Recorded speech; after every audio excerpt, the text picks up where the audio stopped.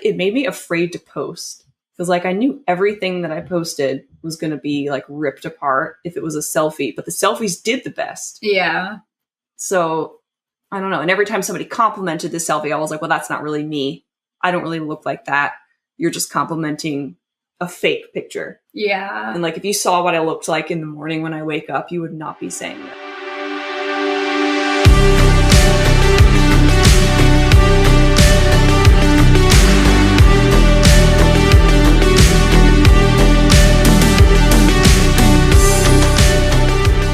Hello, everyone, and welcome back to Hot Glue and Bobby Pins, a podcast by cosplayers for cosplayers and anyone who wants an inside look at the lives of people who make things and post about it on the internet. Today, we're covering a much requested topic, imposter syndrome. This is something that affects a large portion of people, and we're hoping to shed some light on this fascinating but incredibly frustrating phenomenon. Yes, agreed. So I think to start out, we're going to talk about the definition of imposter syndrome, just in case anybody doesn't know. It's basically a psychological pattern in which an individual doubts their skills, talents, or accomplishments, and has a persistent internalized fear of being exposed as a fraud.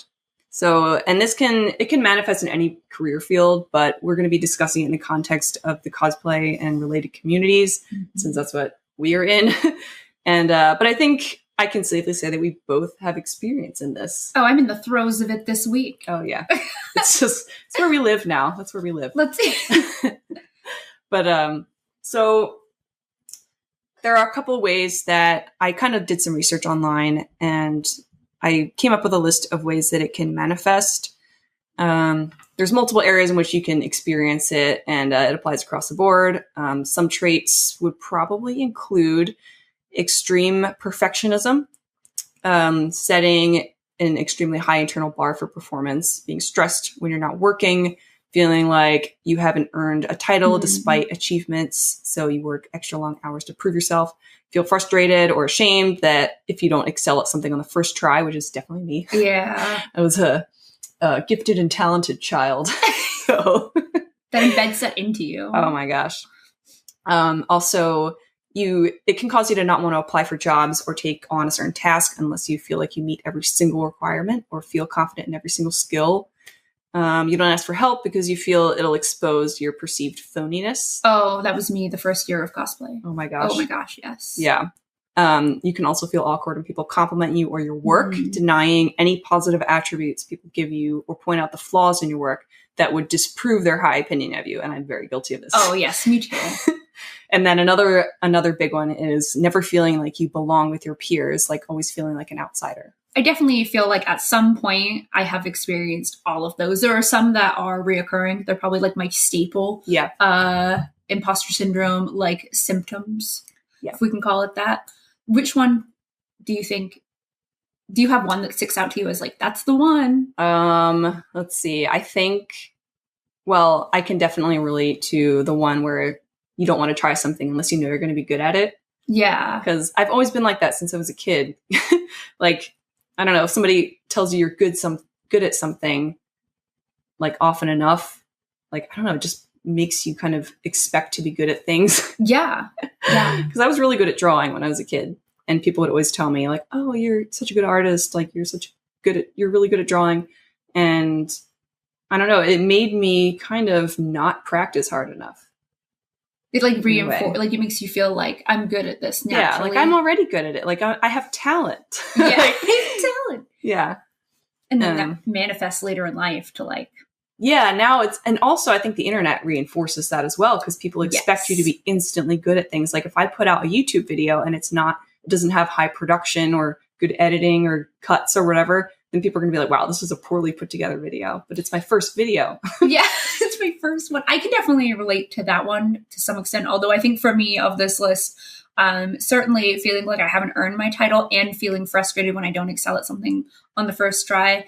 But also in that I don't excel at it because I'm too afraid to ask for help because I don't want to be perceived as you're supposed to be a professional. You can't do this. Like I struggled with that one for I would say I've moved past that one and I've started discussing that more actually, like that kind of like refusing to look at tutorials in case somebody finds out I did. But I definitely like never feel like I've earned my place ever. And Yeah. I'm always afraid that someone's going to like point out and be like, why is Sophie here? She's not one of us. Yeah. Which I suppose is a couple of those wrapped together. Yeah. I definitely feel like I feel all of them at some point. Yeah. Sometimes the belonging with your peers one hits me. That I think that's one of the heaviest for sure. Like feeling like an outsider. Yeah. I take some solace in that I felt that also, because I know we've discussed this before. Yeah. And so it's like that the first time we discussed that is when I didn't feel so alone about it. I was like, okay, so we're all in this. Yeah. It's easy to look at someone and think that they don't have any problems. Especially on the internet where everything is curated, Yes. which I think reinforces imposter syndrome. Yeah, I agree. Because like I'll look at somebody, like I'm guilty of it, and I know that it's not real. But I'll look at somebody's photo and I'll be like, man, they have it all together. They look so, if I looked like that, I'd be so happy. If I put out that costume and got this recognition, I'd be so happy. But I don't know if I would. But no, I don't think I used to do that where in my head I'd be like, wow, yeah, if I had that, I would feel so good. But then you get something like that or equivalent to that, and you don't feel the way you thought you would. It's kind of like we were discussing earlier. If anything, it makes the peak higher that you can fall from. Yeah. Like you accomplish something, you should be really proud of it. But all I can think about is, wow, I'm really going to fall from here. Like, how am I going to top this? Yeah. And you're just like, well, maybe I should just give up. Maybe I should quit. And I think we discussed, we both kind of had that recently. Mm-hmm. A situation where it's like, well, nothing will be as good as this now. Yep, exactly. But that's the roller coaster. And I think we discussed that in a past podcast as well. Like creative endeavors, especially, are a roller coaster of ups and downs for everyone. It's very, very true. No one is living on the peak all the time. Yep. All right. So let's talk about maybe explore some of the root of imposter syndrome, like kind of ways that, like things that it may stem from. Yeah. Possibly. Societal and personal. Yes. Yes. Because certainly personal for me in cosplay, like my primary ones is I never feel like my work is good enough. No matter how much I improve, it's not good enough. And I never feel like I belong, like we were just discussing. And that 1000% for me comes from people telling me when I got started that I wasn't good at it. And I wasn't going to be good at it. There was no chance for me to be good at it. And I was never going to be a part of that. And even though I know somewhere inside of me, I know none of that's true, it stuck with me and it ingrained imposter syndrome into me. And I'm glad we have a name for it now. Yeah. Like, did it feel freeing for you when you found out there was a name for that feeling? Yeah, it really did. And especially finding out that other people experienced it. Like pretty much everybody. Yeah. Like every person, no matter what your job is, like whether you're a salesman or a cosplayer or like a famous singer or an actor or whatever, like I bet you they all feel that. Yeah. So I think personally for me, I don't know. I don't know if it's my personality, but I've always been somewhat of a perfectionist. And I think having my work online being, analyzed by random people has kind of reinforced the doubt that I have about my work. Because whenever I look at a costume, I'm always just like, all right, well, the internet's going to say this about this part, so I need to fix that. Yes. Like every single part, or like the internet's going to say that this, so I need to fix that on everything. And it just kind of reinforced it a bit more. Like I am very, I analyze my stuff really closely now. Like over scrutinize your work because of it. Yeah. Mm-hmm. I feel that. Or I'll think something I've done is really good, and then the internet just has to say one thing about it, and the way I look at it, like perceive that thing, changes entirely. Like suddenly I can see flaws I couldn't see before. Exactly. Like, so I realize I skipped over part, but societally, do you have an idea of where it came from before our personal experiences? Like, do you think it was already in you? I believe so, because I feel like, especially, I can't speak for other countries, but here in the US, it seems like from our perspective that people, a lot of times women, are often taught that they shouldn't feel too good about themselves. Yes. Like, lest they become cocky. How dare. But you're also expected to have a level of confidence as well. So it's like, if someone gives you a compliment, you're not supposed to say, oh, thanks. I really like my eyes too. I think they're in a cool color. You're supposed to say, oh, no, they're not that interesting. It's not a big deal or whatever. Yeah. Like you're supposed to be all demure about it. But But like, why? Like, who started? Because what is wrong with saying thank you? And you're right. In fact, I have noticed even with like my husband, like he'll be like, "You're beautiful," and I'll be like, "No, shut up." Or if our friend like Sissa says something nice about me, like I'm so quick to be like, "No, shut up." Like, no, like I'm almost like aggressive about it. Like, don't compliment me, I'll die. Like, but and I've been thinking deeply lately about, as I work on myself, where does that come from? Like, what is stopping me in my brain from just going, "Oh, thank you." Yeah. I'm not really sure what it is, because I feel like that's something that I've been working on, and I'm a lot better at just saying thanks. Yeah. Whatever, because I also don't like the attention of like having to like have that exchange or whatever. That exchange is very uncomfortable for me. Yeah.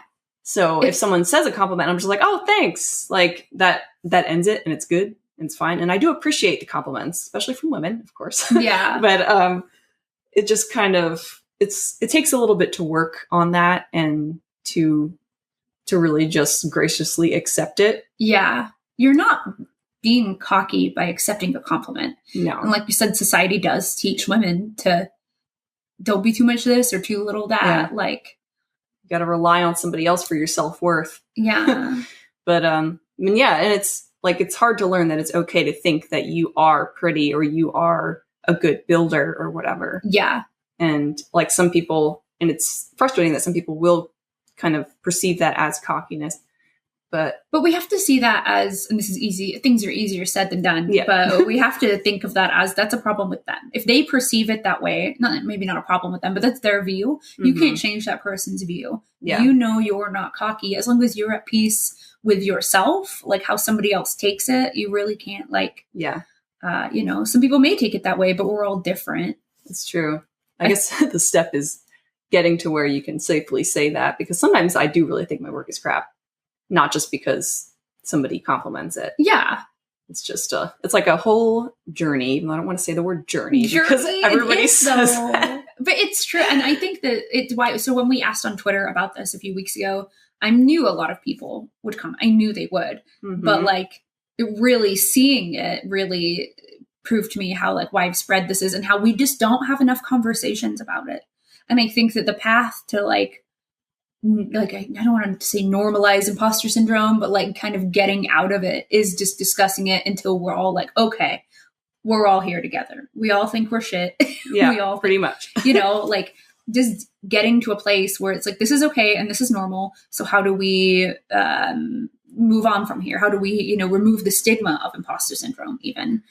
And I think it's just little things like that, like saying thank you to compliments. Mm-hmm. And again, we're going to talk about balance in a minute, but like you were saying, like sometimes like your work just isn't that good, and knowing when it's not good and when it is good, and like how do you feel about it? I guess it's removing what other people think entirely. That's the hardest part. Yeah. Because like our job, we kind of thrive on the audience response. Yes. Yeah. To our stuff. And I don't know if any of you guys have watched the Taylor Swift documentary, Miss Americana. Yeah, oh my God, so good. But she talks about in the beginning how her sense of worth ever since she started was based on like getting a pat on the head from the audience or like getting the applause. And so that just kind of, it made that the goal of everything that she did.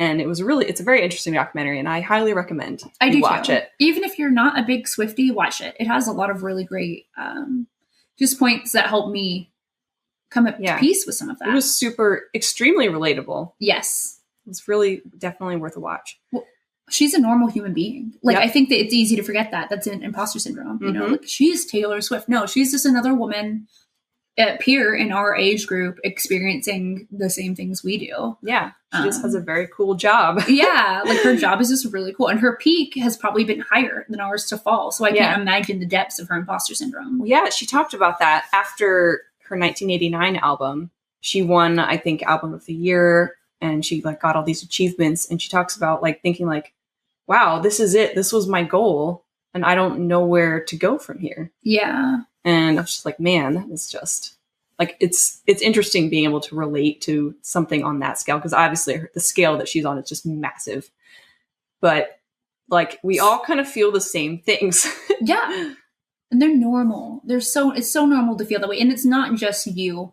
And I know that for For me, imposter syndrome has gone so deep as to culminate into a whole bout of severe depression before. Like, just again, that peak that you fall from, and it's like you hit rock bottom after it. And for me, it's been helpful because there wasn't, things like this where I could listen to other people really talk about it. So I just had to talk to myself about it and be like, this is in your head. You're doing this to yourself. Let's find positive ways to get out of this, right? And sometimes it's separating yourself from the internet altogether. I found that helps. I agree. And I think coming to terms with some of the negativity, like I watched a video from, I think it was Ready to Glare. I love Ready to Glare. Yeah. It was a post on in quotes, toxic positivity. Yes. And it was a really good video because I feel like it's worth exploring the emotions that are considered negative or whatever, in quotes. Because if you just kind of brush everything under the rug and hide it away, then you'll never truly deal with it. No, if you're feeling with something, you should feel it. Mm-hmm. That episode that resonated with me a lot because I think that sometimes my positivity can be toxic and I don't realize it. Like when I'm like, no, you're great. Everything you do is great. Let's rally you up. And that's not what people always need. And if people are more real with each other in the way that's kind and polite, I think that'll help us as well. Because those extremes create imposter syndrome. It's either people being really rude for no reason or people being they just love and care about you so much that they're lifting you up even when maybe there is room for improvement. Mm-hmm. Both of those things create this confusing phenomenon of imposter syndrome because it's well, this person thinks I'm the queen of the world and this person thinks that I'm garbage trash fire. Who am I? Right. Well, who do you think you are? Yeah. And I think that's the key. Again, I think it's being honest with ourselves and not worrying so much what everyone else says to us. We're not letting it have so much weight, maybe. Yeah. Do you think there are ways that we can do that? Do you have any sort of, I guess, I don't want to say coping mechanisms, but strategies maybe? I think one is definitely having people you can talk openly about it, and I think you made a really good point about feeling your feelings. If you're having a day where you feel really bad about your work and yourself and what you're doing, explore that. Why? What got you there? Because usually it can it can be something in the past. For me, it's been something as silly as I made a whole costume and I was in love with it and I thought it was 1,000% perfect. And I put it on the internet and obviously not everybody responded that way. But then I saw somebody else make the same costume and they had the reception I thought maybe I was going to have for it that I didn't have. And so that triggered me to see, I knew I wasn't good enough. I knew I wasn't worthy of being here. And that's a problem with it myself, right? Why am I comparing my work or the reception of my work to anyone else's? And then I have to have a discussion with myself. Yeah. I think it's a journey of becoming your own best pal. Yeah, I agree. Because I have those conversations as well. Yeah. And I think you can, I think every one of us compares ourselves to other people. Yes. And whether it's not malicious, it's not, it doesn't mean that we wish failure upon anybody. No. We do not, of course. But it's a human thing, I think. Yeah, it's part of the human, and especially the internet, amplifies that. That's what you're there for, right? Mm-hmm. It's we're not competitors per se, but we're all trying to get audiences, I guess. Yeah. Maybe indirectly. And I don't think all competition is a bad thing. Oh, no. But to say we never compete with each other is probably not true. No, and that's part of being honest with each other and with ourselves and with community. There is a competitive aspect, especially as soon as you get money involved. Oh, totally. Competition comes in. And again, it doesn't mean it's negative. It doesn't mean I'm rooting against you. Right. I'm just also rooting for myself. Right. And that is okay. It's okay to want. That's how you grow, by wanting to be a better version of yourself. When I find myself in those situations, I try to move the competitiveness against myself. And I don't know if this is positive or negative, actually. But how can I one up myself from last time? How can I do better? How can I be better than I was on the last build or the last piece? And trying to do that in a healthy way, I think, is difficult. Yeah. I think one thing that I've started doing recently that I'm hoping will help is I started gathering screenshots of cool things that people have said about my work and putting them in a folder on my phone. Oh, yes. Yeah. Like anytime, like if a creator of something notices my thing or comments on it, or like if a certain account like retweets my stuff, then I'll screenshot it and put it in the folder. And I'll probably start doing it to like super nice comments as well. Yeah. From people that I admire, or friends and things like that, or whoever. But I think maybe having something to look at when I'm feeling like I don't belong or feeling like I don't deserve success, I think that might help. Like I'm going to try it. That is a really interesting idea. Yeah, because I know that like the negative voices can speak a lot louder than the positive ones. Mm-hmm. And it's like I remember one negative thing out of like 1,000 positives. Yeah. So I think having like trying to reinforce the positivity in that way, I'm hoping that'll help. I think it should. I think that sounds like a wonderful idea. Actually, just having is like a happy folder full of happies. I also think that like I just wish it was easier, and I'm guilty of this as well. Like when I'm having those days, and obviously like we should be aware of what we're putting in other people, but I wish it were easier to reach out to like fellow creators who are like our good friends in the space. So like you, because you're my friend outside of cosplay as well. Yeah. Being comfortable being like, I'm having an imposter syndrome day. I just feel like I'm not necessarily looking for positive reinforcement or anything, just having someone you're comfortable ranting it out to just for a sec. Like, oh my gosh, I had to get this. Okay, I feel better now. And not expecting necessarily anything from that person, because it's no one else's job necessarily to fix what you've got going on. But just, I feel like too many people are afraid to even discuss this because then it's weakness, right? Yeah. Like it's, I'm going to appear weak. Yeah. Who cares how you appear? If it's real, it's real. Mm-hmm. Yeah. Having a solid group of friends is really important. Mm-hmm. And I feel like friendships, like developing deep friendships, kind of was a little bit of a struggle for me at times in my life. Mm-hmm. I've had like really good friends. Like I have like a couple of like my closest friends I've known since like basically they were born. So, so I'm really thankful to have that. But in like, I don't know, something about my personality kind of struggled with opening up to people. Yeah. And so I have a couple different group chats that I'm in. And so I'm really thankful to have them. Like that's been really, really helpful. Like we can all just like rant to each other if we need to. And so I would definitely recommend at least, you know, having somebody or a couple people that you can be like, hey, I might need to rant to you about imposter syndrome. You don't have to try and fix it. I just need to rant about it because it's not something I can just like fix. Well, and getting it out of your head is a big thing because do you send yourself into spirals? Like I dig my pit deeper. I'm just in it in my head. Mm-hmm. I definitely do that. It's just like, it's really hard. I have to like snap out of it pretty much and be like, okay. I need to do something else for a minute. Yeah. And I don't know. It's hard to get out of once you're in it. Well, and I feel like part of it is like, so say things are going like really positive online, you know, in the interwebs, in your space. And it's just like good things have been progressing how you want them to. And then that suddenly stops because, you know, it does. That's just the way it is. And then like the intense flood of like, oh, I knew that was a fluke. Oh, I knew that. But it's not sustained for anybody. Like that's not how the internet works anyway. Everybody's on peaks and lows. But for me, that really triggers like and that is a time where I have to like, I find getting out of the situation altogether helps me. Cause at that point I'm probably scrolling through my feeds too much, looking at everybody's numbers too much, worrying about what like post, like I have gone to this place that is not healthy for me or for my relationships with the community. Because if you let yourself get too far, this is why I don't agree with like, necessarily just attacking or, for lack of a better word, canceling people in our community who may appear to be very negative.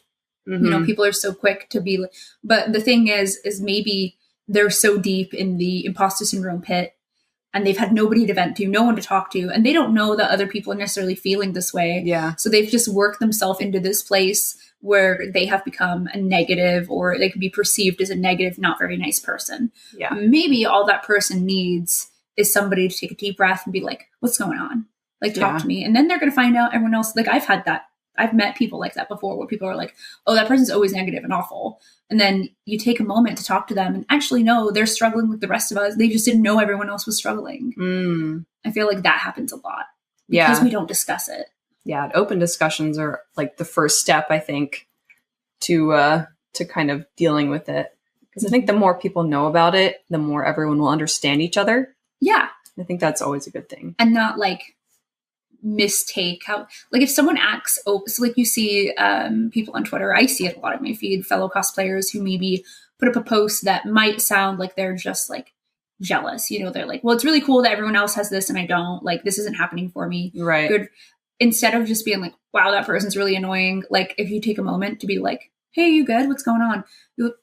That's when you find out that there's a really lovely person who just needs friends and community, who just is on a really low point of their work. Yeah. And I just think, like you said, we discuss this more podcasts like this would help with that a ton. Yeah, I agree. And I feel like you're really good at reaching out to people like that. There's been so many times in my life where I needed people to, and people did. And I'm so thankful for that. And you're one of those. Like, you definitely, like, I met you, and especially I just like gotten started in cosplay, and to me you were like this juggernaut in front of me. And I was just like the most intense imposter syndrome I have ever had. Oh my gosh. But you were just you, and you were kind. And then we chatted about imposter syndrome, and having experiences like that in my life and people like you make it so that when I see that online, I'm like, I got to give that back, because you gave that to me. So I got to give that back. Yeah, that's really cool. I mean, like, I think I was a little bit nervous when I met you, just because I'm always nervous meeting new people. But the moment you guys said that you liked cats, I'm just like, oh, we can be friends. These are my people. Here we are. That was it. And I think that is a good key too, to like connecting with people in a way that removes imposter syndrome and helps people. Is like, because a lot of people I think are nervous about hanging out with people outside of their number bracket online. Oh my gosh. Right? Like, the person is way more followers than me. They don't, what was it, 10%, the 10% rule? Was it 10? I don't remember what percentage it was, but yeah, like there was a thing going around for a while that some agency was telling its cosplayers not to collaborate or even be friends with cosplayers who are outside of 10% of followers below or above them, which is dumb. Ludicrous. That is like dumb. That is this, what a waste of your energy. My gosh. That's out there, right? And I think that that's like, people are like, oh, I'm not good enough to be around these people, so I'm not even going to try. So if someone's acting nervous or weird around you, or like off put, or take, you know, I don't know, if they're just, you've just met somebody and they're acting a little like what you would perceive as negative or off put by you, it may just be that they're intimidated by something, whether it's your work or your numbers, and they're feeling imposter syndrome, and it presents in them as like pushing people away. Yes, I experienced that a lot, because all the little birdies tell me that I'm a very intimidating person, and I try to not be, and it bugs me because I'm like, I don't want to be. Like, all I want is to be cool with people and to make friends and stuff. And I know I've got the resting face going on. It's not how I'm really feeling inside, but I don't know. For some reason, I feel like the consensus is that I put off an intimidating air. I also don't take nonsense either. That's so weird to me, though, because I have, and maybe I'm just kind of like the little puppy dog that isn't paying attention, is just like friends with everyone. But I never saw you as intimidating. I mean, I felt like, for sure, like when I first met you, like I said, like to me, you were like a cosplay juggernaut because of that. But outside of that, you as a person, we're never intimidating. I don't see it either, because I try to be cool with everybody, because, numbers are made up. Yeah, none of that shit's real. Like, I refuse to be friends with somebody just because of a number on a screen. Like, if I connect with somebody, that's awesome. And like, a lot of my friends like don't even cosplay anymore. Yeah. Like the ones that I talk to regularly, like we just all bond over other things. Well, and I was going to say that earlier when you mentioned about like when you met me and Sissa and we all liked cats. Like, I think that's something people forget to do is connect on something deeper. Like, it's great if you connect on cosplay initially, because that's something we have in common, right? Suddenly you have this world of new friends, but you got to find something deeper than that. Mm-hmm. Otherwise, like, there will always be imposter syndrome in your friendship because it's always related to work. You're always thinking about their work and your work, and that's just not healthy. Yeah. Talking about work all the time. Like, I know I talk about work a lot when we hang out, just because that's a big factor in our lives. But like, some days we don't do anything related to cosplay at all. We just do nothing. Yeah. Sit in the basement and watch Taylor Swift documentaries. Yes. Basically. Like, it's got to be more than that. Like, it just, and I love talking about cosplay business and cosplay stuff, and that I love it. That's why we do it. But yeah, being able to connect on other things, I think if you have a friend, because I know people who like have a friend that they want to be really good friends with, but they feel like they can't because of imposter syndrome, right? They feel like, oh, that person is way too cool to be my friend or whatever. No, they're not. Try and connect with them on something non-cosplay related and see if you can like just see them as a human. Yeah. Not just the imposter syndrome thing. Yeah.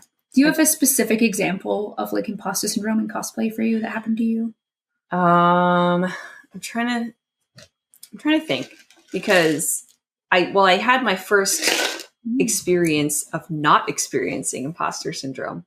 So I just released Keyleth from Critical Role, the Vox Machina Origins version, and I got noticed by, the Critical Role Twitter retweeted it, and then Matt Mercer and Marisha Ray both commented back on it. Yes. And so, and I'm not like a super like fangirl person. I think it's very, very cool, and they're very awesome people. Like the Critical Role people are just really cool. They're really cool. And so, but like usually sometimes when that would happen, things like that would happen. Like it hasn't happened often, but a lot of times when that would happen, it would kind of make me think like, oh, well, what if they find out that I'm not really as good as they think I am? Or what if they find out, or especially, I'll get into this later, but like this is like the one instance where I was like, oh my gosh, I worked really hard on that costume. I'm really, really happy with it. And it got recognized by the creator of the character. That makes me feel really good inside. Yeah. And so I'm just like, maybe that's progress. I don't know. That is. So you didn't have moments of doubt. You just, when you saw that, you were just like, hell yeah. Yeah. Hell yeah. That's amazing. I was worried that there would be like bad comments, but I didn't see any. So cross my fingers, don't do it. And honestly, who even cares if they were? You killed it and the creators love it. So but I'll kill those people. Excellent. One example I think caused a huge part of imposter syndrome was, not to bring Taylor Swift back into this, but the lookalike thing that happened. It was just, for those of you who don't know, this is going to be a fun story. But I think it was 2016, I got my hair cut. And it was like the 1989 haircut, short. I showed a picture of Taylor Swift to my hairstylist. And it was a really cute haircut. And I started wearing like red lipstick and like wing liner and stuff. And I would say that it was partially inspired by her because I loved her style. But you just looked great in it. Also. And I thought that it flattered my eye shape wonderfully because I have downturned eyes. And wing liner really flatters downturned eyes, I think. And so I was like, man, I just never want to take this off. And then, I don't know, one thing led to another. People online started saying I looked like Taylor Swift. And so it was good in a way because obviously she's beautiful. She's one of the like prettiest celebrities ever. And so it was like super huge compliment.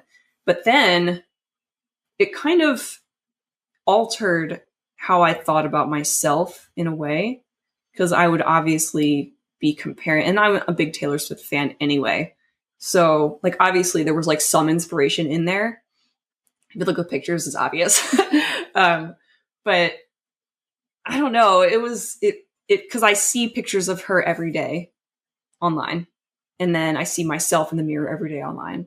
And I don't see the resemblance or whatever. Like I would always see like, well, her chin is shorter than mine. It looks way better. Her facial features look way better than mine do. Like if only my chin were shorter, my face were a little bit like, you know, more youthful and round, or like my nose is like bumpy or whatever. You did used to say that a lot. You've gotten so much better about not like. Yeah. I mean, I still don't love my chin, obviously, but like I've kind of gotten a little bit better as I've gotten out of that. But like in that time, 2017 was just, and it was just kind of nuts. And so I would started like super filtering my pictures and stuff. Like I just like blurred the crap out of my skin.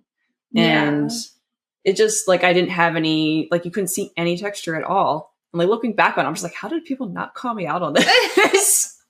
It's like so obvious. I mean, maybe they did. I just didn't look at any comments because, well, I'll get to that in a second. But I did get like a job like one job I went on the Harry Connick Jr. show as they did like the poor man's celebrity outfits. And they wouldn't give her a companion flight for me, and I was so mad. No, I tried to get them to let Sophie come with me, but it was literally just for one night. Yeah. And they did like an Ariana Grande, a Rihanna, and they had a girl for each outfit. It was like a steal her style kind of thing.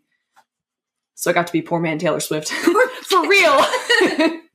So that was cool, but I was like all worried that they were going to see me in person and think like, oh, she doesn't look like her in person. But they ended up saying, I guess, that they liked how I looked. So I was like, all right, I guess. But like in my mind, like every time somebody would say that, I'd be like, no, I don't, this is not a thing that is accurate. Like, why are you guys saying this? It was just constantly reinforcing your imposter syndrome. Yeah. Like a lot of people would say, oh my gosh, you look just like her. And then like I started getting an influx of really mean people on Instagram saying like, oh, you're copying, you don't look anything like, you're the ugly version, you're the dollar store version, you have a witch nose or something like that or whatever, or like you're like Taylor Swift but ugly or stuff like that.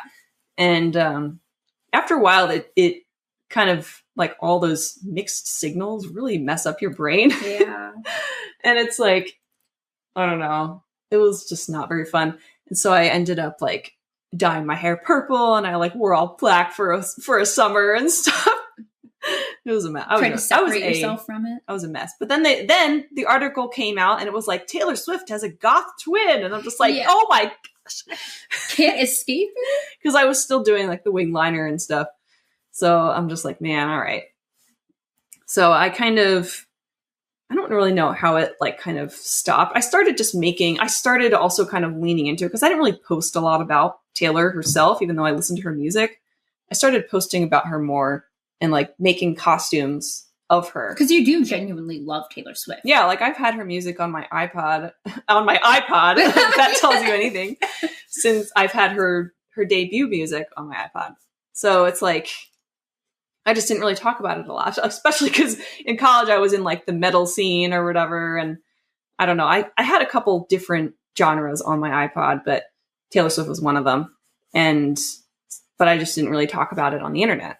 So I don't know, I think that kind of helped because then people are like, oh, well, she's a fan. She's not just like trying to be a impersonator. Yeah. Yeah. Like I've gotten offers to be an impersonator for Taylor Swift, and I turn them all down. I have most no of which interest. Are illegal? Yeah. Like I have no interest in doing that whatsoever. Do not ask me to be an impersonator, please.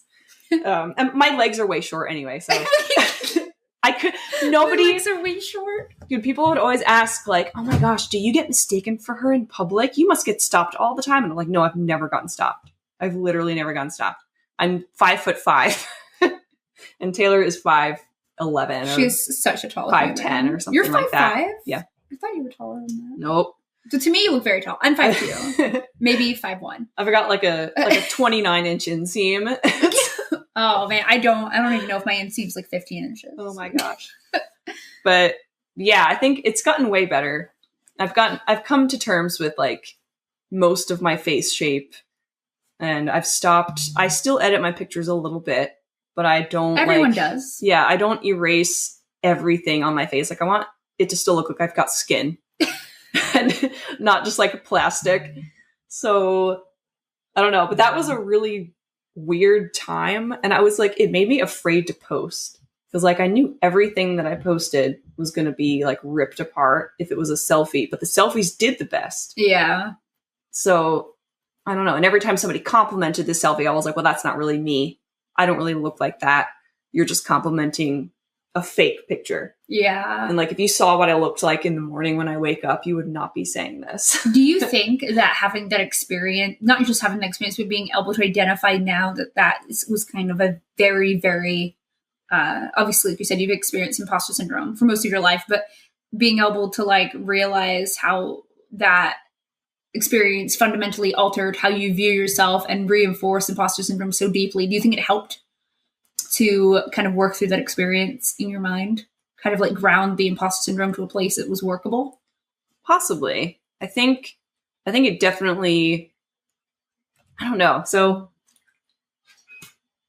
it's weird. I feel like it was all a very gradual process.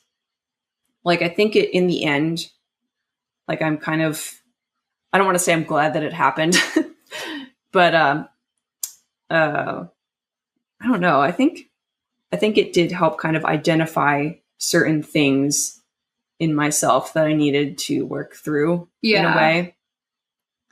And I feel like I'm in a little bit of a better place now. Like, obviously, who doesn't want to look like Taylor? Yeah. But I can recognize now that, like, okay, so we have a similar lip shape and we've got like arched eyebrows or whatever and bangs. Bangs? Like, but it's okay that we look different. That you are April and she is Taylor. Yeah, like neither of us, I mean, obviously we all have our opinions. I think Taylor is obviously like really pretty or whatever, but it's not like a really touchy subject anymore, I guess. And that's progress. Even if the progress is slow away from imposter syndrome, it's progress. Yeah, and I feel more like I'm just a fan now that cosplays. I make Taylor costumes. Yeah. And not just like someone that people expect to be dressed up and in red lipstick all the time. Because like in 2017, like I was so worried about people seeing me without makeup on that I would put wing liner, false lashes, and lipstick on like every time I left the house. Because I was worried that somebody would see me and be like, oh, she doesn't look like her in person. Oh no. Yeah. And I don't know. And then I did a radio interview, and they wanted, at the end of it, it was of course it was about this or whatever. It was like a local radio station. And afterwards they were like, oh, okay. So for April Fools, we want to do a thing where we bring you to the mall and you walk around and we have fake paparazzi and we're going to pretend that you're Taylor Swift and we're going to see if we can fool people. No. And I was just like, absolutely not. Absolutely not. For one, people aren't dumb. They're not going to buy that. Like, when is Taylor going to be in Kansas? Also, even if they did, I just don't see the fun in that, I guess. No, like it's so, like, I don't want that kind of attention on me. It's awkward and uncomfortable, and I don't want to be there when someone calls me out for not being her. It's so awkward. Like, I don't mind dressing up as her in a costume, like Halloween or a con or whatever. Like a Taylor Swift group at a con would be so fun, like Dragon Con, if anyone goes to Dragon Con in 2022 or whatever. 25. Yeah. That would be really cool, but it's like, no, like we can look similar in some pictures from some angles from some years, like probably older, like 2012, 13, 14. I would say like Red and 1989 era is when we probably looked the most similar. But like, it's okay. I've like had to realize that it doesn't mean that I'm less of a person if I look like myself. If that makes sense. So it's been a weird, I do not want to say the word journey again. It's been a weird experience. Live, laugh, love. Live, laugh, gather. Oh my gosh. But yeah, that was quite a time. I've never talked about that publicly. So I remember, you're welcome, everybody.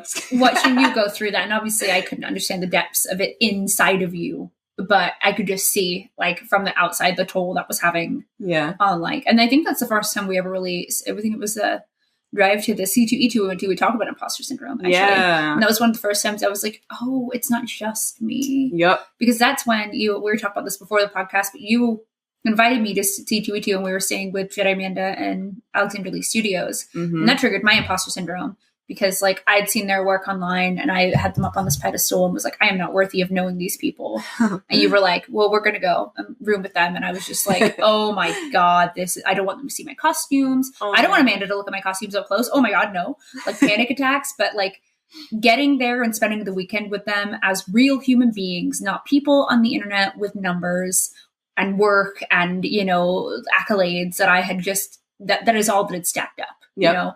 And so I had made myself so small in comparison to these juggernaut people. And then I got there and they're regular human beings and they were fun to talk to and nice. And it just really changed my perception. That grounded my imposter syndrome a lot. Cause I was just like, oh, a lot of this stuff we do to ourselves. Mm-hmm. A lot of this imposter syndrome, we really, really do to ourselves. One of the things that really helped me when we were talking about like imposter syndrome is I always assume everybody else's work is perfect and clean. Yeah. When people show me the flaws in their work, which we all have, that changes the world for me. Yeah. Because nothing is 1000% perfect, right? Yeah. Like, and when we mostly, but when we strive for that, we can really, I mean, you always want to strive to do really well, but I think we can really damage our mental health by trying to do something in a way that is not even like real. Right. You know, like every garment has some like, even if it's teeny, that's just not perfect. It's not perfect. And being able to see that up close and talk to people about that is very, very helpful. Yeah, I agree. I think rooming with people is a really good way. Oh my God, to see the humanity. Yes. Getting to know people like first thing in the morning. We did Amanda have bacon? Yep. A bag of bacon. That was, I got to share bacon with it. I mean, and at the time I was just like, hell yeah, this is cool. Yeah. She's so nice. Now we're all pals. Yeah. And and I appreciate their work even more now because it's not just like some imagery that was on the internet that I was just like lording over. Like, they're real human beings who do this awesome work. Just like, you know, they're just people like me. Yep. And we need more of that in our community. Yep. I completely agree. But then con stops. We can't meet people IRL anymore. I know. That's the catch, isn't it? But I think the one thing that I'm trying to do is when I see people as like this like almighty thing that triggers my imposter syndrome is I try to get to know that person on a like Mira Scarlett was another one. Yeah. Like I've followed Mira Scarlett for so long and I just was so like, oh my gosh, her work and her plot, you know? Yeah. And then this year during quarantine stuff, I invited her on a panel when I was working with Midwest Esports. And since then we've done some streams together and we've chatted and I would consider us friends and I really like her as a person. And just getting to know who Mira is outside of the perfect social media posts helps a lot. And so I'm trying to do that as often as possible. I need to be better at doing that because I have like her included, like there's so many people that I would love to be closer friends with or like more of friends with, I guess. But it's hard for me to take the first step and be like, so what do I talk about on my first message to somebody? That's one of the reasons I've been trying to do those like craft and chat things with a bunch of us. Because it's like another one is Synergy Craft Cosplay. If you guys don't follow her, she's incredible. Liz, I met her. We were both guests at Next Level Expo in Iowa last year. Her work is just incredible. And I was so intimidated by her. Like I didn't really even approach her at the show that we were working together. But during COVID, I invited her on some like craft streams with me and stuff. And we've just had a blast and I adore her. She's so lovely. Nice. And she's imparted like information to me. Like we were talking about making like, you know, dresses and skirts and jackets float for cosplay. Ooh. And her and Mira, we did a craft stream together and you can use chicken wire. Oh, wow. Like, I didn't know that. I've just been using gardening wire. Oh, no. Like, you know, sewing it into it. Yeah. But they will use whole sheets of like chicken wire cut to make it all float perfectly. Great idea. And so it's like, not only did I get over my like fear of these people and not being worthy of being their pals, but then we learn things from each other. Yeah. And that's really great. Dope. Gotta do more of those streams. Yeah, I agree. I feel like that's a really great idea. Because then, I mean, you get to just chat with people in their own space and they're comfortable and everything. Yes. And I feel like it can like help break the ice a bit. Yeah. And it makes you feel even. Like, you know what I mean? You're all together in the same space, doing the same thing and nothing else matters. And that is just a really lovely feeling. Mm-hmm. I wish we'd do a lot more of that. Yeah, I agree. For sure. I feel like other people, like even if you don't think that you have like an audience or whatever, and doing air quotes, but I feel like if you have people that you really like or you want to kind of get to know or whatever, like you can get together a group of people and do a craft night. It doesn't even have to be like public. No. You can do it public or you can just do it private. But I think that would be a really good way to kind of battle some of those presuppositions, I guess, about people. We do it to ourselves. Yeah, we really do. Like I have issues too. Like I still have issues with people. Like there's been multiple times where I've made horrendous blunders in front of cosplayers with like massive audiences. Yeah. I don't want to name any names because I'm too embarrassed, but yeah, same. But yeah. But like I'll just say things and I don't know why I say things because I know they're a very lovely person and they're very nice and cool and everything. Yeah. So I don't understand why I still do that. I do that too, though. So irritating. And I still, like, some of them are like 5 years ago and it still keeps me up at night. And I'm just like, I wonder. But the thing, and that's another thing I think that's helping me remove imposter syndrome from my life more and more, is realizing these things we freak out over. Like, I'm freaking out in my head over that instance where I said that dumb thing to that person.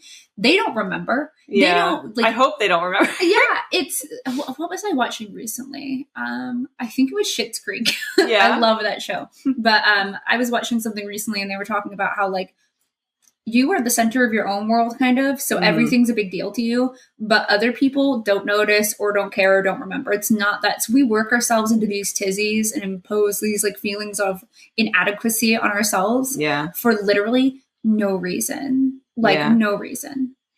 Like, I guarantee that cosplayers, I've got one specific amount. I agree. I won't say names, but I just looked dumb as shit. Yeah. But I'm sure they don't remember that. Like, it's very unlikely that in their lives, they're sitting there right now going, wow, that oh my Sophie was really dumb as shit 4 years ago. Like, damn, that's not happening. Yeah. And if it is, maybe that person's not the greatest person to be friends with. And that's the point. That is it. Because I've had people say to me before, like, oh, I really made a fool of myself the first time I met you. And I was like, did you? Same here. I'm just like, I have no idea what you would have said that I would have that I would have had that reaction to. So you're good. And also, if it is so noticeable, I think I would think it was adorable. Like, I wouldn't think you were stupid. I'd just be like, that's so cute. Oh like my gosh. If I'm at a booth and somebody is, like, very excitable and just, like, kind of like fangirling. I'm, like, moving my hands in a really weird way right now. I wish there was some noise for that. I know. But I don't know. I understand. Yeah. Like, I get it. I get it too. Mm-hmm. Like, we're all experiencing this. I don't know how many times we can say that. I don't know if there's such thing as too many times. We gotta get it into everybody's heads. Yeah. We all think that we're garbage. Have you ever, has imposter syndrome, and that's the thing too, is sometimes this thing that is in our heads that we are creating can have real consequences. Like we kind of said about, like, maybe getting in the way of wonderful friendships that could happen. Yeah. But for me, it's actually gotten in the way of me, like, not doing gigs, not completing costumes I decided I wasn't good enough to do. Like, that's real world consequences. And one of the things that I really worked hard on over the last few years is the gig thing. Because if I'm being offered a gig or if I'm interested in a gig, why not? The worst thing that can happen is someone says no. Yeah. And so I refuse. That's one place where I refuse to let imposter syndrome take hold anymore. Yeah. Still plenty of other places it exists, but that's interesting you bring that up because I don't know if you saw, I shared recently on Facebook an article or some screenshots called, it was like ask culture versus guess culture. Oh. Which is very interesting. I looked it up because I was so interested. And it's basically like some people are just programmed to ask for what they want. That's it. Yeah. They'll ask for anything from anybody. Worst you can do is say no. They're not offended when you say no. Yeah. Which is something I had to learn because I am a guesser. Like I don't want to ask anyone anything unless I know the answer is going to be in my favor. Yeah. And some people can read that as like askers read that as passive aggressiveness, but it's not. See, I would consider myself an asker because I feel very like, I would say that too, but I don't think of you being that way as passive aggressive. That's good. Because I know some people do. I mean, not every time, but it's just kind of just different ways people are wired. Yeah. And so being that kind of person, it makes it very hard for me to just ask for the job. Yeah. Like I will wait for, if I'm like, my mentality is just like, if a company thinks that I'm good enough for their job, for their gig, they will come to me. But that doesn't happen anymore because so many people are clamoring for jobs that they just take their pick of whoever emails them. Well, that's one of the first things I learned in this when I decided that like that avenue I prefer most is like guesting and being at shows with people. I was just like, I'm standing in a pool with hundreds of thousands of other people, some whom are louder than me. So no one's ever going to see me, unless I were to like blow up overnight, like without that kind of like viral hit. Yeah. So I just started asking. Yeah. And the no's don't really bother. I don't want to say they don't really bother me because there's definitely times where I'm like, man, I really wanted that. Yeah. But for the most part in life, everything, I feel like you get more no's than yeses. So I try to just be kind of like thankful. That's another way I've been trying to deal with imposter syndrome is just being thankful for what I have as well and what I do. Like trying to appreciate my wins and not look at anybody else's wins and not try and value my achievements or my journey. Air quotes. That's the theme for this episode. Yeah, journey towards anyone else's. And that goes into gigs as well. Like there was a gig earlier in the year I really, really wanted. And I really thought I had it. And then I did not have it. It was not for me. And I was bummed about it for like 2 days in my head. I was like, it's because I'm trash. I should quit. But like looking back now, having centered myself and being far enough away from the experience, it just wasn't for me. It just wasn't my gig. Yeah. That's interesting. Because that's something I need to work on, because like I always joke that I'm in the wrong field. I don't have a thick enough skin to be in this field, because all my life I've just been very sensitive. Like I have that like rejection sensitivity type of thing, where like if someone was telling me I was breaking a rule, I would go and avoid that person forever. Like I was at a roller skating rink and I was with my friend. Well, yeah, my friend Emily's younger sister, Megan, who's now one of my friends too. Like they're one of my childhood friends, but we were at a roller skating rink and I was roller skating in the middle where all the little kids were, because I was helping out Megan because she was really young. Yeah. And so the like ref guy that was like the guy that was like watching everybody came over and it was like, you're not supposed to be in here because you're too old to be in here. And I was just like, oh no. And so I just like skated off like all dejected, and I just like sat at a table and I like hid from the guy forever. I'm just like, oh no, I did something wrong. I feel that the mortified, painful rejection. Yes. I would never, no. If somebody told me off for something, I would be so embarrassed. Yeah. I could never go back to that place again. Yep. It's a mood. It's bad. Like I've gotten way better and I've gotten a bit more assertive when like I don't let everyone walk all over me anymore. Yeah. But that sort of tendency can stick with me, and because I don't want to be rejected by the company, and the companies that have rejected me, some without even negotiating, still kind of sting a little bit. So it's something that I need to work on, because I do like, it's like if I want the gigs, then I have to get them myself in a way. Basically what it comes down to. It's kind of like, I mean, cosplay has really fallen into, in recent years, the entertainment industry kind of. Yeah. So it's sort of like you've got to get in line for the audition. Yep. Or they won't know that you want it. Yeah, like that's like what I feel like I fear. It's like they think that I don't want to work with them because I'm not expressing interest, and I think they don't want to work with me because they're not expressing interest. Yeah. I'm just like, why am I not getting any sponsorships? It's also one of those, like, I think the younger generation, like the Zoomers, are very good at being loud and getting in front of people. They're all askers. Like, yeah, they're all of them have that trait. They'll ask for the world. And no one has to teach them that. But like, if you watch them, they're getting it. Yeah, right? they are. Like they're, and I just think that is a powerful thing to overcome. Because for me, I would not have any, because like my first, one of my first guesting gigs was me going, here's my stuff, I want to be part of the show. And they went, okay. And I was like, what? Hold on, what? Like for real? And so that awesome. Kind of, that is like that, obviously that helped positively reinforce that behavior in me. So that's why it became easier for me to do that.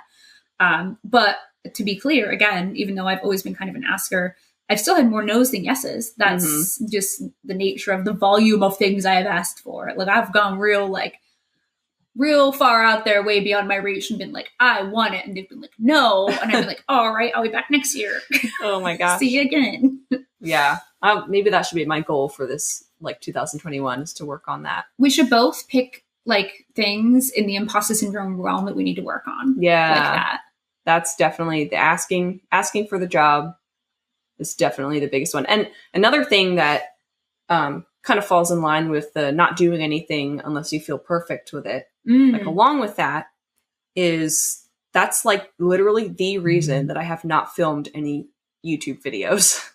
Really? Like, yeah, I've thought about ideas. I have a lot of ideas. I even filmed part of one of them, but I put out like one video, and I've been meaning to try filming for like 2 years now. But like something about the imposter syndrome is basically seems like it's preventing me from doing it. So you like, I also suck at recording stuff for YouTube, but only because I just don't get around to it. But one of the things, I used to think that as well for YouTube, like everything needs to be so fine-tuned and like perfectly edited and blah, blah, blah. Yeah. But when you look at what is doing best on YouTube right now, it's all very organic. Like people don't need to have the best cameras anymore and the best setups. Some of the stuff doing the very best is just like someone sitting against their wall like talking and ranting, and it's not really, they don't edit out all of the ums and uhs. And I think as a society, people are moving, like people got so tired of the corporate online and they want to follow real people who like, you know, cough and sneeze on accident during their and don't cut it out. So that helped me with YouTube. Granted, I like got on the bandwagon real good for a whole 3 months and then fell off. That was from pure laziness though. Yeah. I just couldn't be bothered getting back around, which tells me that's kind of another thing with imposter syndrome, is feeling like you have to have your finger in every single pie because other people do. Yeah. You don't have to be doing what everyone else is doing. You try that, you're probably going to burn out so fast. Yeah, that's a good point. We forget that some people have teams of people helping them. Yeah, like both of us are one woman teams. Just I mean, I guess our husbands, but you know. He won't edit a photo for That's my true. life. Yeah. I mean, Casey, he'll take photos. He takes photos and Sam will take the photos. Yeah. Then I have to edit. We do like maybe 90% of the work. Oh yeah. I would say. Yeah.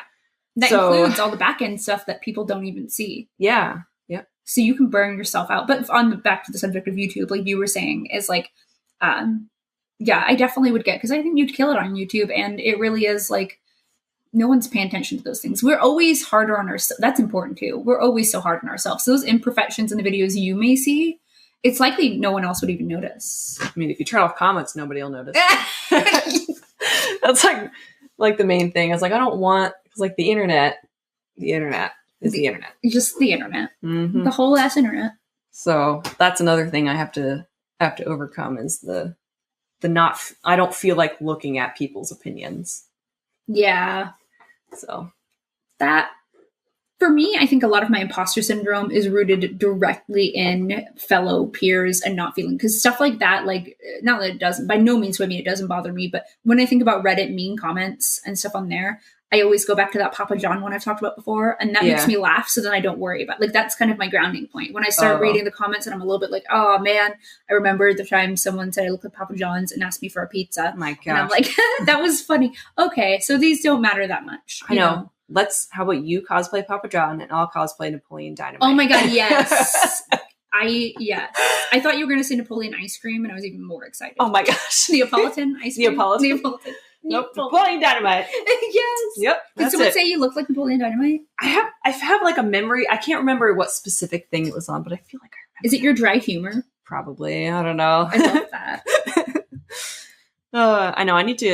I feel like Twitch appreciates my dry humor, but I love Twitch, man. I'm a fan, and I love that you can ban people when they come in with the rude comments. It's lovely. Insta ban. Bye. Yeah, that helps. That helps a lot. My favorite part of that, as a sidebar, is when they say something they know they're about to get banned for, and before you can even ban them, they're like, "Wait, no, please don't ban me." No. Oh my gosh, really? Goodbye.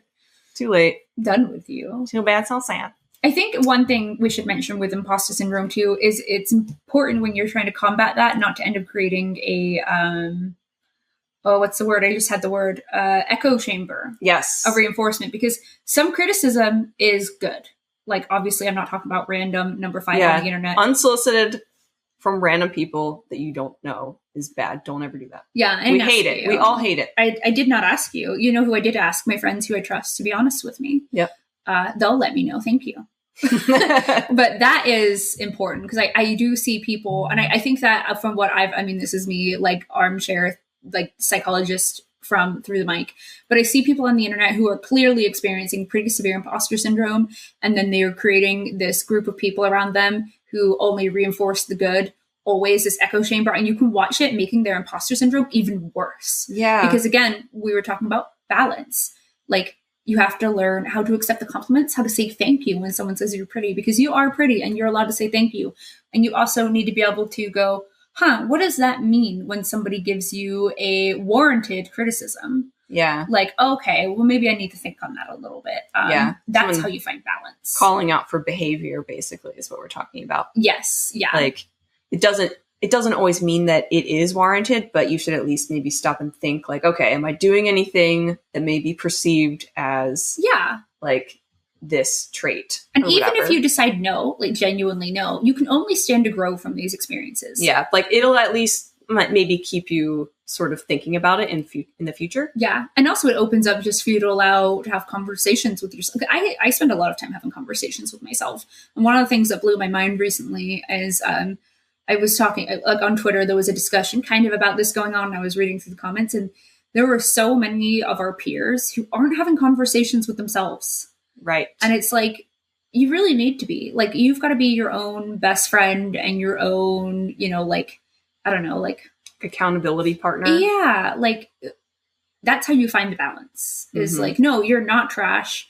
And no, you're not, like we talk about not being cocky. You're not a godsend. Right. You live somewhere in the middle, and that is a safe and happy place to be, and getting comfortable in that place and allowing yourself to accept things that come at you and process them appropriately, I think really helps ground imposter syndrome. Stay grounded, but also keep growing. Yes. Like always, like I've been into like self-help books lately, like on Audible. Oh, yes. And like different podcasts and YouTube channels and things. Just because, I don't know, I feel like you should never stop improving yourself. No, absolutely not. And I'm not going to say that I have it all together. Like, oh, look how much I've improved myself. But I've grown so much since high school. Oh my gosh, in high school, I was insufferable. Like the worst. And I don't understand how I had any friends back then. Oh, me neither, mood though. Like, if any of you guys are listening that are still friends with me after knowing me in high school or college, I really appreciate it. Thanks. But see, you're just recognizing that, and even just saying that is like such a fantastic like balancing point that will combat imposter syndrome, because you've recognized that you were in a place where you weren't the best you, and that you're not done growing, but that you have grown. Yeah. And from that, you can allow yourself to be like, you know what, like my work is growing. Who I am is like, I'm growing in all aspects of my life. And that is a positive. Yeah. You're always like, I don't know. I'm going to bring Taylor Swift back to this again. She had a quote from her 1989 tour that says, "You're not going nowhere just because you are not where you want to be yet." Yeah. Or something like that. I'm probably misquoting it. Sorry if I did. But it's a journey. Like, it's a journey. Oh my gosh. Journey. I can't deal with it. Let's say road trip. It's a road trip. Oh my gosh. But yeah, just make sure that you just keep on yourself. Self-accountability, be honest with yourself, open up to friends, have friends that you can vent with. I think when you're working on yourself too, in a positive way, like you were saying, sometimes imposter syndrome happens because we have too much free time that we're using that energy. Like if you're scrolling through your Instagram feed, only tearing yourself down, looking at others, you're not commenting on things, you're not actively participating in the social media, then why are you on the social media? Yeah, you're doom scrolling. Stop it. I love that. I've never heard that. Doom scrolling. I saw it on Twitter. That's a real thing. And that will feed into your imposter syndrome, especially on social media. Yep. Like in that time, is there something you could be doing instead to like grow your skill, or to give yourself some positive mental health points, read a book, get outside? Or is there something you could be working on or exploring? One of the things I've been dabbling in, not a whole lot, but when I do give myself some free time, which I'm trying to do more of, is Stoicism. Oh, yeah. Philosophy, I'm really getting into philosophy and Stoicism. And I think that there's a lot in me that relates to Stoicism already that I didn't realize there was already kind of a school of thought for that. And that is helping me explore a little bit more about who I am. And in that, I'm noticing it's giving me some confidence. Some newfound confidence, which is combating imposter syndrome, because when you have confidence in yourself, you don't often feel like you can be knocked off your pedestal. Yeah, that's really interesting. So what, can you give like a summary of Stoicism? It's basically just like being comfortable. So one of the things I've always worked on is being comfortable in discomfort, being comfortable where you are, being just aware of yourself and your reactions. It's really, I super recommend everybody read about it. But one of the things that really sticks out for me is just like, you can't always change your situation. You can only change how you react to things. And that's kind of being in control of yourself. And when you're in control of yourself, life kind of falls together around you because you're always prepared to be in control. So like if I'm in a situation that makes me uncomfortable, taking a deep breath and being like, I cannot change the situation. I can change how I choose to react to the situation. So how am I going to do that in a way that's going to be positive and constructive for my life and the people around me? And I've taken that a lot to like social media, like seeing a post not perform well would like spiral me, but instead of taking a deep breath and being like, I don't have control over that. That isn't really a weight on my life. So instead of reacting to it in a way that's negative and going to throw me into a spiral and just saying bad things about myself, how can I react to this specific situation in a way that is conductive to a healthy life and a healthy mind? And oftentimes that's just not thinking about it, taking a deep breath and stepping away from that specific. But I think it applies to most things. Yeah, that's fascinating. I kind of feel like I need to look into that, because I feel like I do kind of try. That's like what my goal is, to try to apply to a lot of different situations. Like I already apply it to a lot of things, like, like some people that we were just talking about earlier, they can't handle waiting in a line or whatever. Yeah. But I do not mind waiting in a line. Like there's nothing I can do about it. It's okay to wait in a line. Yes. It's fine. You don't have to get all weird about it. Well, and not to derail the conversation from what we're talking about, but a lot lately, there's been a lot of discussion about, and I just lost my whole train of thought right there. Oh no. What was I, being comfortable in discomfort. Yes. Social media has become a pacifier for that. And I feel like that I was watching this whole thing about how we should expect Zoomers to experience the Zoomer generation, intense mental health issues, intense anxiety, and intense imposter syndrome. Like that is going to be bred into them. And a lot of that has to do with anytime they're in real world situations that may be uncomfortable or, not ideal, they have a digital pacifier. They open their phone and they get on TikTok and they can watch they don't have to address what's really going on around them. Yeah. And because they live so entirely in that digital space as well, where we know most things are not reality, they get comfortable in that being their reality. So then when the real world doesn't live up to this curated world they're creating online, they tend to experience the most intense imposter. And in fact, this is a really sad fact, but suicide rates in girls in the Zoomer generation are through the roof. It's something like, don't quote me, but around like 150% increase from 10 years ago. And this has to do, it's rooted in imposter syndrome. And if you're uncomfortable, if a situation has made you uncomfortable, you need to address why that is, and then you just deal with it in the moment or learn how to do that. Deep breath. What can I do that's going to be constructive? Because otherwise we let ourselves spiral into these pits of self-hatred and not good enough and not worthy. And would you talk to somebody else the way you talk to yourself? Yeah, that's like a big thing that we were talking about. I think it was Devin that was talking about it. It was like trying to stop the negative self-talk towards yourself. Yeah. Because I tend to do that a lot. Like I'll mess something up and like, oh my gosh, I have 2 brain cells. Yeah, you do say that. And then I say that a lot. And one's off. You're like, one took the day off. Yeah, one brain cell took the day off. Or like, oh my gosh, I'm an idiot or something like that. I'm so stupid. Like it's become just like a filler phrase. Yeah. And like eventually you're going to believe it. And like I do believe it a lot of times. So kind of learning to cut those phrases out is something that may help. Hopefully. I think that's probably, we were talking earlier about like coping mechanisms or, I think that's a good foundation, like learning how to not, and I'm very guilty of that. And I talk about like, oh, don't do that. But then I do it. And one of the things, and we say these things out loud. Yeah. And we also don't have to think about how they affect the people around. One of the things I say is, we're talking about compliments, is I'll be like, stop complimenting me, I'll kill myself.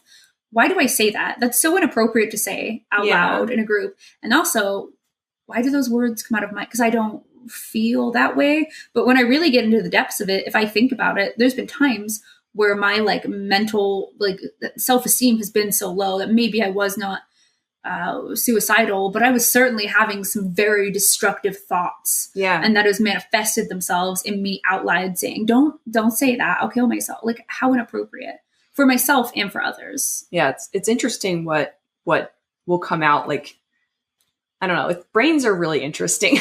It's like something that is like so deep in there. Yeah. And it just like kind of manifests and you're not really sure where it comes from. It just kind of comes out. Yeah. And like I have things like that all the time. And it's just really interesting. And words have power. Yep. Like that's a big, like we keep going back to, like, we impose imposter syndrome on ourselves. It's no one else's fault. And I'm not saying it's actively our fault. Like, we're at fault for it. We're a victim of something we're doing to ourselves. Mm-hmm. And there's a million, I think that's like you put in our outline, like it's this fascinating yet frustrating phenomenon, because it's like, where does the root come? Well, for every person, it's going to be different, but there are things we can do together, which again, is that like the way we speak to ourselves. Mm-hmm. Like we got to get better at that, because if something triggers your imposter syndrome and your immediate thought is to go to self-deprecating, yeah, like, oof, how do you expect to get out of that? Right. Like, and then your friends feel awkward if you say it in front of them. oh, Like, yeah. I remember after Sisa's party, I asked you guys if like I was acting weird or anything at the party. And like the only thing that you guys really said was like you were really putting yourself down. Yeah. Because I'm not really a partier and everybody else was kind of drinking. And I was just like, yeah, I'm the party pooper. Yeah. I'm always the party pooper over and over and over again. And I didn't really think anything of it until afterwards. But then like when you guys were saying like, yeah, it just makes us feel bad when you put yourself down. I'm just like, oh crap. Yeah. Because you don't have to always be into the same thing we're doing. We love you anyway. But you've got to. It's like an insecurity thing that I have to put the wall up before, or I have to like take the first jab before anybody else does. Like, yeah, I'll say what I think everybody else is thinking. Yeah. Even if they're not, but then they are after I say that.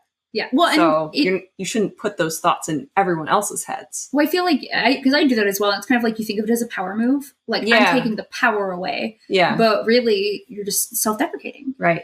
And then people worry about you. And I mean, again, go back to like I say, I'm going to kill myself. And my husband's like, why do you keep saying that? Like, do you really feel that way? And I'm like, no, I just don't like myself in those moments. Yeah. And to the point where I use extreme language. Mm-hmm. To express how badly I've made myself feel about me. And it's no one's fault, it's my own. Yep. But again, I think we have to be careful with the fault language too. Because then you can just trigger more imposter syndrome. Like, man, I'm so trash, I'm trash to myself. Like, even I think I'm trash. Yeah, exactly. And you just create this cycle. And eventually you'll believe it. And then it just furthers it because then you'll still have those outside sources saying, wow, your work's great. Yeah. Your costumes are cool. Like, come work my event. And then you're just like, but I'm trash. Why? I'm not supposed to be here. Yeah, I'm taking this from somebody else. We just got to get more. We got to get nicer with ourselves. Mm-hmm. But like, and I think that we need to set a positive example in this area because it's very clear from the numbers now. The Zoomers are in their late 20s, right? Some of them are in their early 20s. Yeah, I think it's like 97 births. Yeah, or whatever births. I don't know. Like, let's be honest. They learned that from us. They learned these behaviors from us, and we're the ones who got social media first and curated these super fake timelines that the kids saw. Like, we became guilty of doing what we saw the media doing. Right? What the media did to us when we're creating this cycle. And we have a chance to break that now with discussion. Just like we can help these young girls and boys because it's not strictly girls. Right. Like it's every gender. Because think about how awful it feels when you have those imposter syndrome, like days and weeks or moments. A lot of these Zoomers, that's their life. Yeah. And then everybody's like, I don't know why they're so scared of everything and mad all the time. Well, imagine living like that every day. Yeah, it's hard. Like being online it's a lot harder than people give it credit for. Yeah. So emotionally and mentally, and I super recommend everybody watch The Social Dilemma. Have you watched that yet? I haven't yet. It's still on my list. As soon as you do, text me. I need to know what you think because that is changing I love social media. I worked in social media marketing forever. I feel very passionate about the algorithms, but it's changing my relationship with that deeply. Because I really do think that things like imposter syndrome were created by these algorithms that were meant to sell us things. Like I won't spoil, but like one of we can use legislation to change like how the internet affects us emotionally. Yeah. And I would love to see us do that. Yeah. But we've got to be the leader of the charge because the Zoomers are stuck in it, man. They live inside TikTok. Like online life is their life. Yeah. Pretty much. And we led the way for that. Yeah. And so we've got to be the ones to kind of go, hey, this experiment's failing. Yeah. Like we got to do something else. It sucks. Like I feel like I say often, I'm just like, man, I can't wait until there are like social media specific therapists, but they're going to be from our generation. Yeah. And it's going to be too late for us. I would love a therapist who understood like imposter syndrome deeply and being online. Yeah. And my therapist is pretty awesome. Like she understands a lot of that stuff. I haven't really talked to her very much about imposter syndrome specifically. Yeah. But I'd be interested in discussing that. But it would be interesting if I bet you someday there's going to be like entire offices that are dedicated to like online sort of related job therapy. There's going to have to be because there's more and more. I mean, this like cosplay as an industry, as a career is like when I first started making a few pennies off cosplay, it was like a pipe dream to make money on cosplay. Yeah. And now I know so many full-time working. I'm not saying we all got beach houses and are flying, we're not. No. But you're making a viable living. Like I can pay my bills and make the things I want to make. And I am, it is my career, costume design, cosplay. And as that grows, because the industry will grow and it will continue to grow, we're just going to see more and more of these mental health issues, which is why it's important we discuss now. Yeah. We got to get the conversation started. Agreed. And also, I was going to go back to this earlier. I just thought about it. But I think part of the problem, and if we're all honest with ourselves, the goal in life is to know yourself, right? To kind of know who you are, quote unquote. We put a lot of pressure on people for that. But I think the root of imposter syndrome is not knowing who you are or where you belong, and having the pressure, the societal pressure that told you, like, especially about like 30, like you're going to know who, and I definitely know more about Sophie, like who Sophie is today than I did 5 years ago. But does that mean that I've got a solid footing where I'm like drilled in and I'm planting a tree? No, because that's not real life. Yeah. I think these days, I feel like there's a lot more emphasis on like introspection than there have been in previous, like maybe our parents' generation. Oh my God, yes. I feel like, well, maybe not like generations, but like time periods. Yeah. It's like right now, like no matter how old you are, like it's never too late to be introspective. But I feel like in decades past, I guess I should say, it's all just been like, all right, you grow up, you get married, you have a kid, and you get a job, and you're an adult, and that's it. And then you die. Yeah, and then you die. But now I feel like people are really interested in like how the brain works. And I think that's really great. Oh, I do too. I think that while like having discussed things like this is like, oh man, it sucks that exists. Okay, but it's always existed. And now we're comfortable talking about it and talking, like you were just like mentioning therapy, like even 10 years ago, 10, 15 years ago, people were embarrassed to mention. Whereas in this day and age, it's seen as like, man, everyone should try therapy. I agree. I will sing its praises till the day I die. I think everyone could benefit from it. Just having another person to talk to. Yeah. And you, especially unbiased. Like, because again, like when you're talking to yourself in your head, trying to get out of imposter syndrome, it can be hard because you have biases to yourself. And even your friends can have some biases towards you. Yeah. And like not maybe as much as yourself, obviously, but I would definitely recommend it to anybody. But I feel like, sometimes people who were born in like earlier generations can have a little bit harder time opening up to self-evaluation. Oh, yeah. In certain ways. And so then they're experiencing these things, not talking about them in the way it manifests. Yeah. I think can be seen in our government and in our society. Yep. Like it clearly isn't healthy because our society isn't healthy. I won't get political. Right. But I'm just saying that like these negative feelings we have about ourselves on the internet can actually manifest into real world issues. Yeah. That affect everybody around us. It's crazy. Yes, I could talk forever about this. Yeah, me too. It's like there's just so many different facets that go into it. Yeah, it's so interesting to talk about. And it's interesting to talk to different people about it because everybody has that experience, like an imposter sort of experience, but it's all different in a way. Yeah. I guess. Yeah. I would love to do like maybe some kind of like, we could have like a call in or a round table where people could like something live. People could like maybe call live, like a group live stream, or like people could submit sort of like email submissions or something. Yeah. And we could read them and talk about how we relate. Cause I guarantee we would. Yeah. That would be really interesting. Yeah. Yeah. Let us know like if you want to do something like that or like any sort of suggestions, really. We're always looking for interesting subjects that everybody wants to hear about. Yes. So it always seems to circle back to mental health stuff. I found that really fascinating. We've been doing this for nearly a year now. Yeah. And I feel like when we ask for suggestions, it nearly always ends up being like mental health questions, which tells me that there are so many people in our community who are afraid that they're the only one who feel that way. Yeah. Like they're looking for like, please tell me there's others. There is. We all messed up, man. Working on it.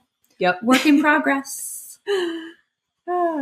If you had to give somebody one piece of advice for starting the process of overcoming imposter syndrome, just one, what would it be? Oh boy. Let's see. So I would say I don't know if I could do just one.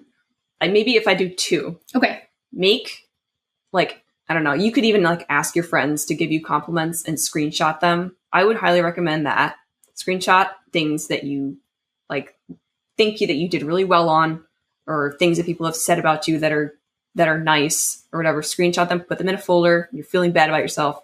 Look at those things. But then also, like, don't just feed off of other people's opinions. Mm-hmm. Like, have your pictures of your own work that you're proud of in there, and like look at those things and say, I'm proud of myself for this. I am a good builder, a good whatever. And then also having a group of friends to bounce off of. Yes. I think. And not just like people you trust to be real with you. Yeah. Like not just an echo chamber, like people that will listen, who may, tell you when you're acting a fool. Yeah. when you ask. But I think those would be my biggest, or not my biggest, but like those are the two things I thought of first, I guess. There are so many. Yeah. For me, if I had to give, I would say number one is drop all your perceptions of who other people are, what their life is, and how they may be doing. Oh yeah, that. I'm bad at thinking on the spot. No, that's just one I have to do all the time. Ground yourself in that. Like maybe you look at what you consider to be like a cosplayer you aspire to be like, or you just love their work. Drop whatever perceptions you have about them. Like you don't know what their life is like. You don't know what their struggles are. By not inserting your own idea of what their life is, you have nothing then to compare your life against. And then you aren't going to get stuck in that spiral of I'm not as good as them. Yeah. I'm not as them. I think that is a big one. That's good. Cause that actually reminds me of something real quick.